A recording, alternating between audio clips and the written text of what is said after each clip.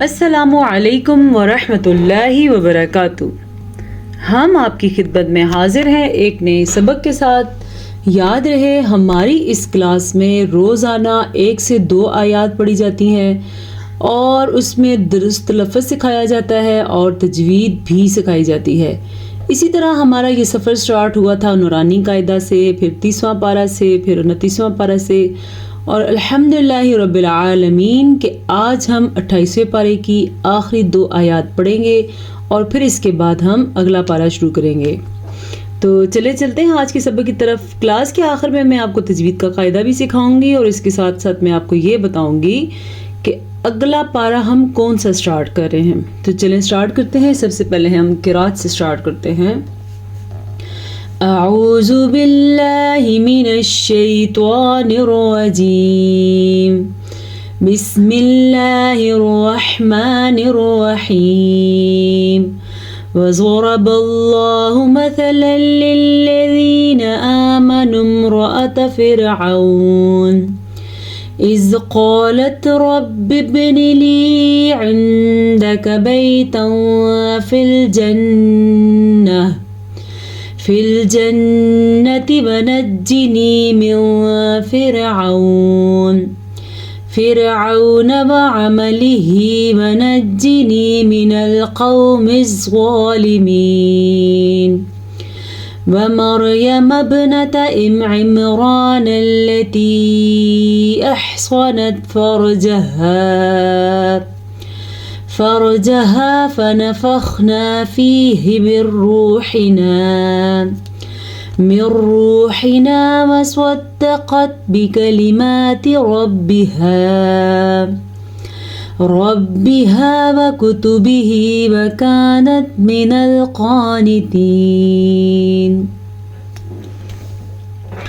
وضرب اللہ مثلا للذین، وضرب سب سے پہلے تو آپ نے یہ سیکھنا ہے کہ یہاں پہ زواد کے اوپر بھی زبر ہے، را کے اوپر بھی زبر ہے اور واو کے اوپر بھی زبر ہے۔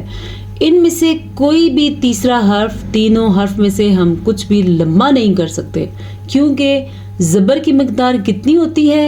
واو زبر وا، یہ وا جو ہے یہ زبر کی مقدار ہے۔ اکثر لوگ پڑھتے وضرب اللہ، تو یہ غلط ہے، نہ تو ہم زواد کو لمبا کر سکتے ہیں، نہ واو کو اور نہ ہی را کو۔ وضرب اللہ، لفظ اللہ کو پر پڑھنا ہے، کیونکہ جب بھی لفظ اللہ سے پہلے زبر ہو یا لفظ اللہ سے پہلے پیش ہو تو لفظ اللہ پر پڑھا جاتا ہے۔ اگر لفظ اللہ سے پہلے زیر ہو تو لفظ اللہ کو باریک پڑھا جاتا ہے۔ کیسے؟ ابھی آگے آئے گا، میں آپ کو وہ بھی بتاؤں گی۔ اور ویسے بسم اللہ الرحمن میں اللہ کے نام سے پہلے زیر ہے تو ہم نے لفظ اللہ کو باریک پڑھا۔ مثلا للذین، یہ یہاں پہ ادغام بلا غنہ کا قاعدہ ہو رہا ہے جو کہ ہم نے گزشتہ کلاس میں کیا تھا۔ اگر آپ ڈیٹیل چاہتے ہیں تو آپ گزشتہ کلاس میں جا کے دیکھ سکتے ہیں۔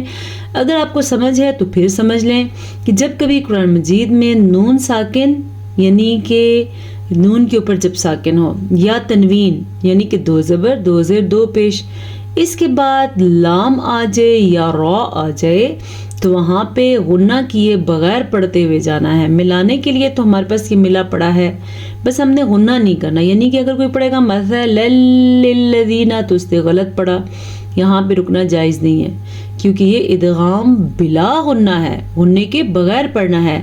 مثلا للذین، آرام سے، آمنوا امرأة فرعون، را کو پر پڑھنا ہے کیونکہ را پہ زبر ہے، اور یہاں پہ جو آپ کو میم کا نشان نظر آ رہا ہے آپ یہ سائڈ پہ دیکھیں، یہ لکھا ہوا ہے وقف لازم۔ یاد رکھیں اس طرح کا میم جب بھی آیت کے درمیان میں آ جائے اور اس کے آپ سائڈ پہ دیکھیں تو لکھا ہوگا وقف لازم۔ کبھی کبھی ایسا ہوتا ہے کسی حرف کے اوپر چھوٹا سا میم ہوتا ہے تو وہ یہ میم نہیں ہے، یعنی کہ جیسا کہ وہ ایسے لکھا ہوتا ہے، اس حرف کے اگر ہو تو پھر ایسے کر کے اوپر ہوتا ہے، وہ اقلاب کے ذریعے آتا ہے۔ اس کا قاعدہ بھی میں سمجھا چکی ہوں، لیکن انشاءاللہ جیسے ہی وہ قاعدہ دوبارہ آئے گا میں پھر آپ کو سمجھا دوں گی۔ بہرحال یاد رکھیں اس طرح کا میم آئے تو آپ نے لازماً وہاں پہ وقف کرنا ہے۔ اگر آپ ادھر وقف کیے بغیر آپ اگر جائیں گے تو معنی غلط ہو جائے گا، اسی لیے میم کے ساتھ ہی لکھا ہوتا ہے وقف لازمی رکو، اس کا یہ مطلب ہے۔ تو ہم اسے کیا پڑھیں گے؟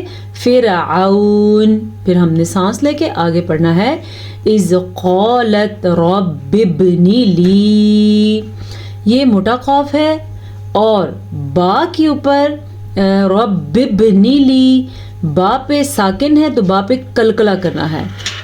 کلکلا کا مطلب ہے جھٹکا دینا، تو جھٹکا کیسے؟ رب بب، یہ جھٹکا ہے، رب ابن لی۔ اچھا اگر کوئی پڑھے گا رب ابن لی تو پھر اس نے غلط پڑھا کیونکہ اس نے نون کو بھی لمبا کر دیا۔ اب دیکھیں ہم نے لام کو جو لمبا کیا ہم نے یا مدہ کی وجہ سے لمبا کیا، یعنی کہ لام زیر یا ساکن لی، لیکن نون کو ہم کسی صورت میں لمبا نہیں کر سکتے کیونکہ نون کے نیچے صرف اور صرف زیر ہے، یعنی کہ رب ابن لی عندک، نون ساکن کے اوپر، نون ساکن کے بعد حروف اخفا میں سے دال آیا ہوا ہے۔ ویسے میں تفصیل سے یہ چیز سمجھا چکی ہوں اور میں نے بورڈ پہ قواعد سکھائے ہیں، اگر آپ دیکھیں گے تو آپ کو بہت اچھی طرح سے سمجھ آ جائیں گے۔ تو ایک چیز بار بار سکھانے سے جن کو آتی ہے ان کے ساتھ تھوڑا سا ہو جاتا ہے، ان کا ٹائم نہ ضائع ہو، اس لیے میں بار بار بورڈ پہ نہیں سمجھائی، لیکن میں یہاں دھیانی اس لیے چاہتی ہوں کہ آپ کو بیسک چیزیں تجوید کی آ گئیں تو سمجھیں آپ قرآن مجید درست پڑھنا سیکھ گئے۔ تو یاد رکھیں نون ساکن کے بعد دال ہے اور دال حروف اخفا میں سے ہے۔ اخفا کا مطلب چھپانا، وہ 15 حروف ہے حروف اخفا۔ تو جب نون ساکن یا تنوین کے بعد، جیسا کہ نون ساکن کے بعد دال آیا ہوا ہے، جیسا کہ تنوین کے بعد فا آیا ہوا ہے، یہ بھی حروف اخفا میں سے ہے اور یہ بھی اخفا میں سے ہے، تو وہاں پہ نون کی آواز کو چھپا دیا جاتا ہے غنّے کے ساتھ، غنّہ بھی کرتے ہیں، جیسے کہ عندک۔ اب میں پڑھتی اس کو عندک تو میں نے تو چھپایا ہی نہیں ہے، تو چھپانے کے لیے اس کو کیسے پڑھیں گے؟ عندک بیتا فی الجنت، یہ کلیئر غنہ ہے کیونکہ یہاں پہ اخفا نہیں ہے، غنہ ہے، کلیئر غنہ ہے، اس کو آپ اچھی طریقے سے غنہ کریں گے۔ سن لیں یہاں میں کیا فرق ہے، یہاں پہ کیا فرق ہے اور یہاں پہ کیا فرق ہے۔ عندک بیتا فی الجنت، اب آپ کو واضح الگ الگ فرق پتہ چل گیا ہوگا۔ وَنَجِّنِي مِن فِرْعَوْنَ، اب وہی بات پھر سے اپلائی ہوگی، یہاں پہ نون ساکن کے بعد فا ہے اور فا حروف اخفا میں سے ہے تو ہم اس کو چھپائیں گے، میوں، یہ کسی طرح تھوڑا بہت چھپانا ہے اور غنہ بھی کرنا ہے۔ وَعَمَلِهِ، سوری ایک بات اور، را ساکن سے پہلے زیر آ گئی ہے تو اس را کو ہم باریک پڑھیں گے۔ وَعَمَلِهِ وَنَجِّنِي مِنَ الْقَوْمِ الظَّالِمِينَ۔ وَنَجِّنِي، پھر سے یا مدہ نون زیر یا ساکن نی، اتنا لمبا یہ بنتا ہے، مِنَ الْقَوْمِ الظَّالِمِينَ۔ یہ موٹا قاف ہے، اس کو ہم نے موٹا یعنی کہ پر کر کے پڑھنا ہے۔ یہ زوا ہے، اس کو بھی ہم نے موٹا یعنی کہ پر پڑھنا ہے۔ یہ حروف مستعلیہ میں سے ہیں۔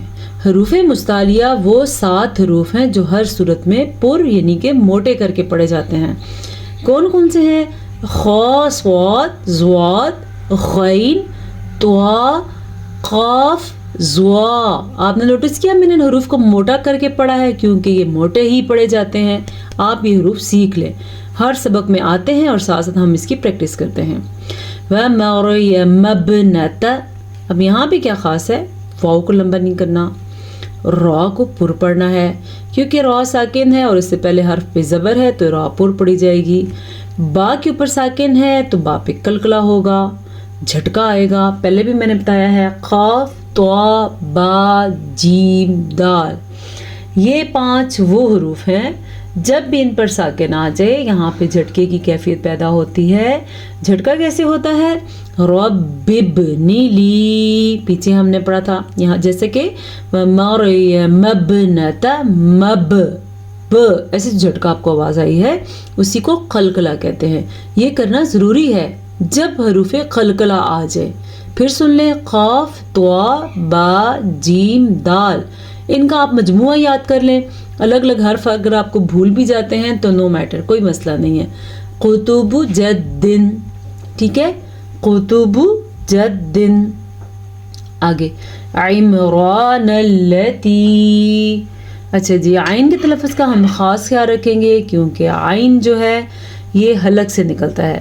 اگر اس کو ہم پڑھیں گے عمران التی تو ہم نے تو عین کو الف بنا دیا.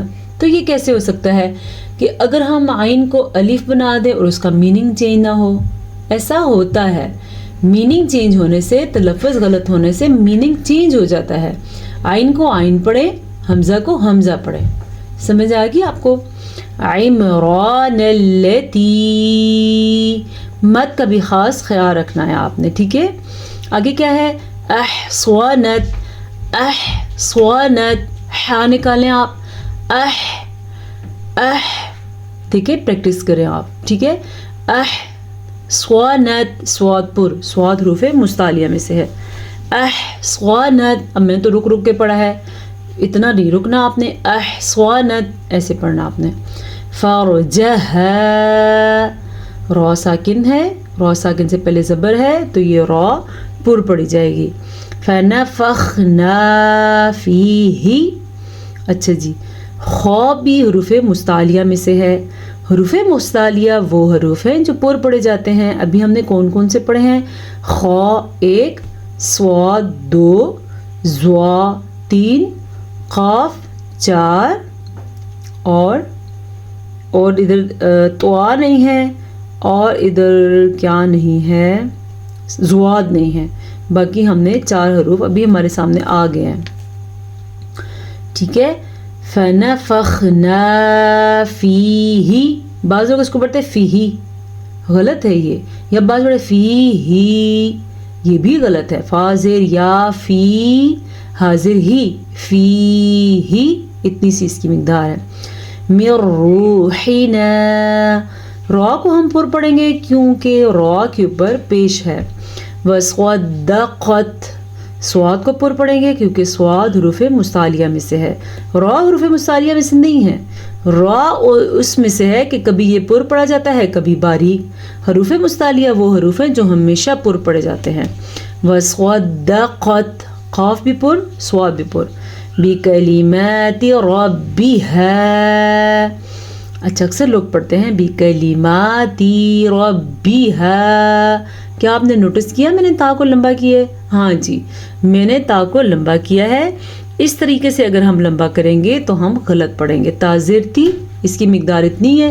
بکلماتی، ٹھیک ہے. ربها، اب یہاں پہ میں نے کیا خاص پڑھا ہے؟ میں نے را کو پر پڑھا ہے کیونکہ را کے اوپر زبر ہے، اور میں نے ہا کو درست لفظ سے پڑھا ہے کیونکہ ہا چھاتی سے نکالا جاتا ہے، اس کو حلق کے آخری حصے سے نکالا جاتا ہے. ہا، پریکٹس کریں آپ. ربها وکتبہ، یہ بھی یہی والا ہا ہے. وکانت من القانتین. اب آپ نے نوٹس کیا میں نے اس کاف کو باریک پڑھا کیونکہ یہ باریک پڑھے جانے والا ہے اور یہ موٹا قاف ہے. کیسے؟ وَكَانَتْ مِنَ الْقَانِتِينَ. الحمدللہ رب العالمین. ہمارا آج 28واں پارہ مکمل ہو چکا ہے. اس کے بعد میں نے ایک کومنٹ سیکشن سٹارٹ کیا تھا کہ جو لوگ چاہتے ہیں ہم 27ویں پارے سے پڑھیں وہ بتا دیں، جو پہلے پارے سے پڑھنا چاہتے ہیں وہ بتا دیں. تو تقریباً اگر کہا جائے تو 20% لوگوں نے یا 30% لوگوں نے پہلے پارے سے پڑھنے کا کہا ہے، جبکہ 70% لوگوں نے 27ویں پارہ پڑھنے کا کہا ہے. تو ہم 27واں پارہ انشاءاللہ شروع کریں گے، اور 27ویں پارے میں سورہ رحمان ہے، سورہ واقعہ ہے، اور اس کے علاوہ بھی کچھ خاص صورتیں ہیں، وہ جب ہم پڑھیں گے تو پھر آپ کو نظر آ جائیں گی. تو اس لیے ہم اب پہلے 27واں پارہ پڑھیں گے انشاءاللہ تعالی. کل کی کلاس میں ہم 27واں پارہ سٹارٹ کر دیں گے، اور یہ سلسلہ ہمارا تب تک جاری رہے گا. ہم انشاءاللہ مکمل قرآن مجید تجوید کے ساتھ پڑھیں گے اگر اللہ نے چاہا. تو اب چلتے ہیں ہم نے تجوید کے قاعدے کی طرف. سبق کے لیے اتنا کافی ہو گیا ہے.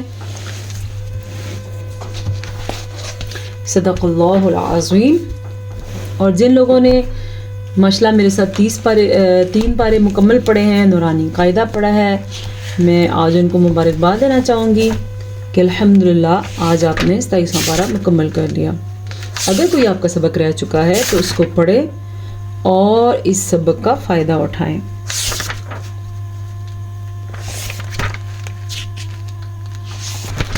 اچھا جی، ہم پڑھ رہے تھے نون ساکن اور نون تنوین میں کے احکامات. پہلا حکم ہم نے پڑھا اظہار کا، دوسرا ہم نے پڑھا ادغام کا، تیسرا آج ہم پڑھیں گے اقلاب کا، اور یہ انتہائی آسان ہے تو متوجہ ہو جائیں. نون ساکن اور نون تنوین میں اقلاب کا قاعدہ، یہ کا دیکھیں ڈیزائننگ والا ہے. نون ساکن اور نون تنوین میں اقلاب کا قاعدہ، نون ساکن کہتے ہیں اسے نون کے اوپر ساکن ہو، اور نون تنوین کہتے ہیں کسی بھی حرف کے اوپر 2 زبر آ جائیں، 2 زیر آ جائیں یا 2 پیش آ جائیں، اسے نون تنوین کہتے ہیں. کیونکہ اسے بھی ادا کرتے ہوئے نون کی آواز آتی ہے اور اسے بھی ادا کرتے ہوئے نون کی آواز آتی ہے. کیسے؟ حمزہ زبر نون ان، آگے نون کی آواز، با 2 زبر بن، آگے نون کی آواز، اس لیے اس کو نون تنوین کہا جاتا ہے. قاعدہ یہ ہے اگر نون ساکن اور نون تنوین کے بعد حرف با آ جائے تو اس نون کو میم میں بدل دیتے ہیں. اس نون کو میم میں بدل کر پڑھنے کو ہی اقلاب کہتے ہیں. ٹھیک ہے، اگر نون ساکن اگر نون ساکن یا نون تنوین کے بعد حرف با آ جائے، سمپل ایک لفظ کا آپ نے دھیان رکھنا ہے، یعنی کہ نون ساکن کے بعد با آ جائے یا تنوین کے بعد با آ جائے تو اس نون ساکن کو میم میں بدل دیتے ہیں. چھوٹا سا میم آپ کو نظر آ رہا ہے جس کے بارے میں نے ابھی ذکر بھی کیا تھا کلاس میں. اگر یہ میم آ جائے تو اس کا مطلب وقف لازم نہیں ہے. یہ عموماً 2 زبر 2 زیر 2 پیش پہ آتا ہے اور اس کی سائڈ پہ بھی نہیں لکھا ہوتا کہ یہ وقف لازم ہے. تو اسے ہم پڑھیں گے من بعدی. اب اگر اس کو کوئی پڑھے من بعدی تو اس نے تجوید کا قاعدہ ادا نہیں کیا، اس نے قرآن مجید کو صحیح پڑھا ہی نہیں. اس لیے قرآن مجید کو صحیح پڑھنا انتہائی ضروری ہے. خبیرم بصیرا، ادھر بھی آپ دھیان دیں کہ تنوین کے بعد با آنے کی وجہ سے ہم نے تنوین کو میم میں بدل دیا. آج کی ہماری کلاس میں اتنا سبق کافی ہے. انشاءاللہ تعالی کل کی کلاس میں ہم آپ کے سامنے حاضر ہوں گے، بلکہ نئے پارے کے ساتھ، نئی صورت کے ساتھ، تجوید کے نئے قاعدے کے ساتھ. اجازت دیجیے. السلام علیکم ورحمۃ اللہ وبرکاتہ.